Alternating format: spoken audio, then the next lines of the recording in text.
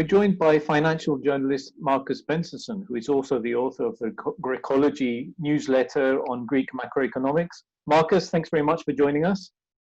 Thanks, Nick. How best do you think Greece can use the EU recovery funds? Well, Nick, I really think this is one of those instances where you have to follow the adage of never letting a good crisis go to waste. And Greece really had some priorities of things that it needed to do anyway, and these funds can help do that.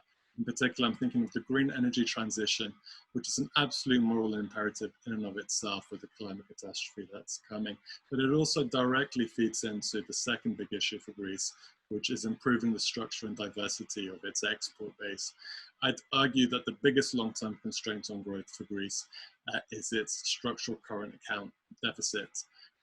Greek companies need to become better integrated into global value chains, and they need to capture more of value added domestically. Right now, there's a very high import content to exports. Now, the prevailing paradigm when it comes to industrial policy over the last few years, in a way, is to shun an approach of picking winners and losers, and instead to focus on structural reforms that create a competitive playing field and then leave the invisible hand to do the rest.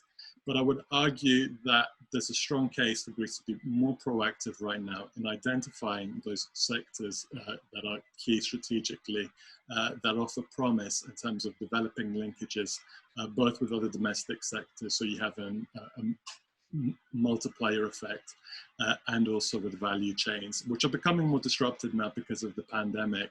So that perhaps, again, it offers an opportunity for Greece to get in there. The key is some strategic bets. Not all of them will pay off, but by not putting all its eggs in one basket, but by hedging through diversity, I think just a few of those bets paying off can really have a transformative effect on the Greek economy.